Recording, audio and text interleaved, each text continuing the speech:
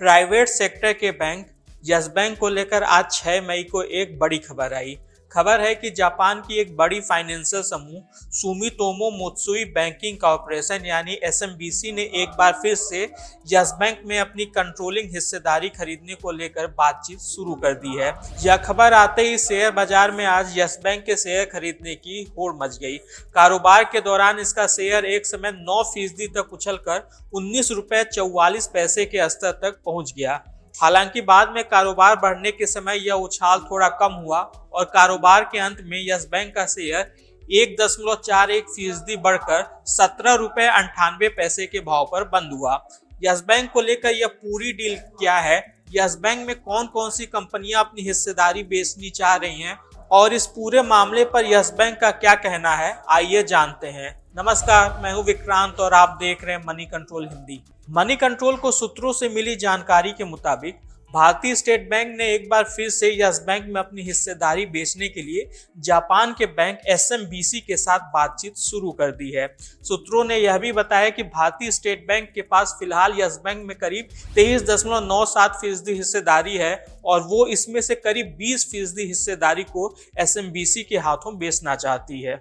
यानी कि अगर यह डील होती है तो भारतीय स्टेट बैंक एक तरह से यस बैंक से लगभग पूरी तरह से बाहर हो जाएगी। भारतीय स्टेट बैंक की यह हिस्सेदारी इसलिए काफी अहम है क्योंकि साल 2020 में यस बैंक जब बंद होने के कगार पे आ गया था, उस वक्त आरबीआई के कहने पर भारतीय स्टेट बैंक ने कुछ और बैंकों और सरकारी संस्थाओं के साथ मिलकर यस बैंक में पैसा लगाया था और इससे नकदी संकट से बाहर निकाला। लेकिन आज जब यस बैंक का कारोबार वापस पहले की तरह स्थिर होता दिखाई दे रहा है तो अब ये सभी बैंक और संस्थाएं यस बैंक में अपनी हिस्सेदारी बेचकर निकलने की कोशिश में है। सूत्रों ने बताया कि स्टेट बैंक से 20% हिस्सेदारी खरीदने के अलावा एसएमबीसी यस बैंक में 6-7% हिस्सेदारी और लेने के लिए इसमें नया पूंजी निवेश कर सकती है।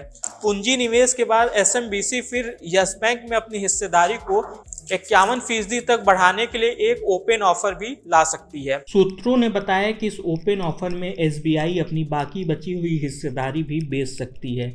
इसके अलावा axis bank, Kotak Mahindra bank, ICICI bank और एचडीएफसी बैंक भी अपनी कुछ हिस्सेदारी एसएमबीसी को बेच सकते हैं। इन चारों बैंकों के पास कुल मिलाकर यस बैंक की 7.36% हिस्सेदारी है।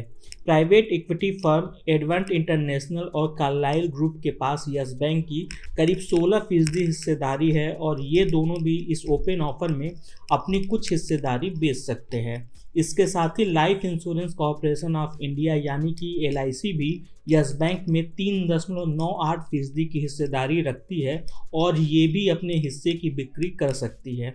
हालांकि ये ध्यान दिए जाने की ज़रूरत है कि अभी तक भारतीय रिजर्व बैंक ने एसएमबीसी के किसी भी प्रस्ताव को हरी झंडी नहीं दी है। यस बैंक में कंट्रोलिंग हिस्सेदारी खरीदने के लिए एसएमबीसी को पहले आरबीआई से मंजूरी लेनी पड़ेगी। जानकारी के मुताबिक एसएमबीसी ने इस बार भारत के नियमों के मुताबिक अपनी रणनीति बनाई है। पहले की बातचीत में जापानी कंपनियों को वोटिंग राइट्स देने और हिस्सेदारी को लेकर कुछ समस्याएं आई थी क्योंकि भारतीय कानून के तहत एक प्राइवेट बैंक में प्रमोटर के पास अधिकतम सिर्फ 26% वोटिंग राइट्स ही हो सकते हैं, जबकि एसएमबीसी 50% से अधिक वोटिंग राइट्स चाहती थी। लेकिन सूत्रों ने बताया कि अब एसएमबीसी ने यह मान लिया है कि इस नियम में कोई बदलाव नहीं होगा और इसके बावजूद अब वह यस बैंक में निवेश करने के लिए इच्छुक है।